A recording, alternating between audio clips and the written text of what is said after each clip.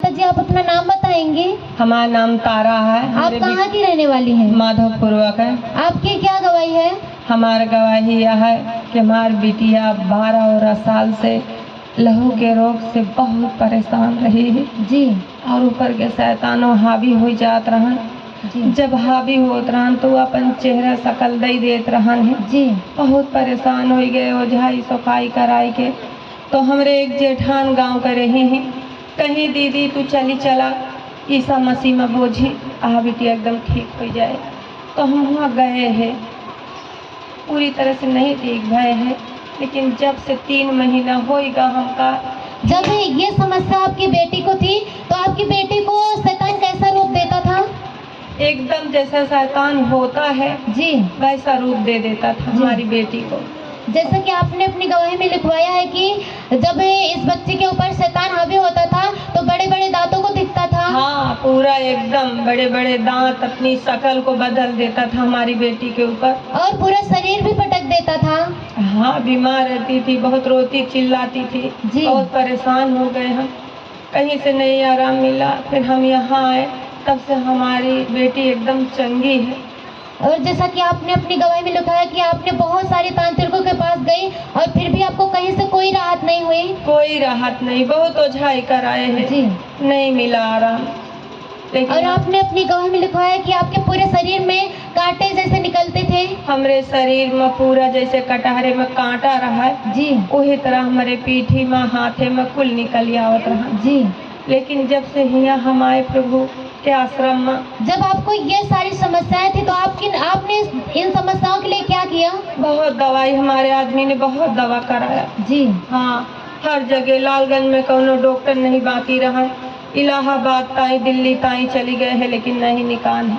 लगभग कितने पैसे को आपने खर्च कर चुकी हैं? लगभग हमारे आदमी 1,00,000-2 लाख तक लगाए दे हुए हैं जी। अब कम लगाए हुए हैं, ज्यादा उतना ध्यान नहीं ना, लेकिन बहुत पैसा लगाए हैं।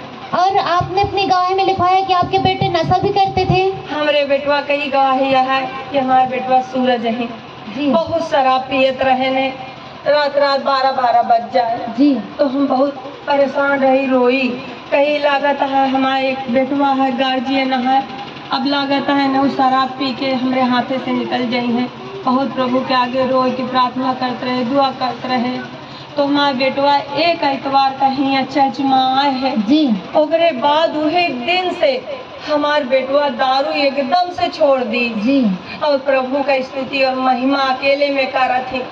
भाई आप अपने मुख से बताएंगे कि ये नशा आप कितने दिनों से करते थे? अरे 15-16 साल के साथ तक मैं नशा करता था।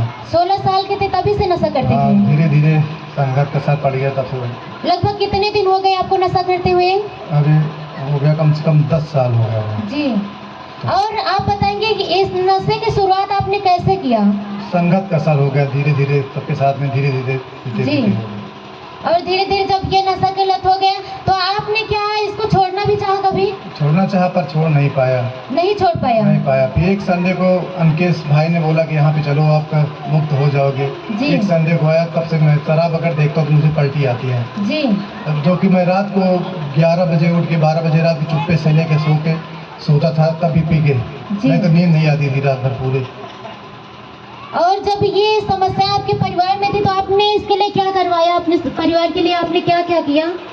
परिवार के लिए मतलब आपने क्या क्या किया इस समस्या, जब आपकी बहन को ये समस्याएं थी और आपके माता को?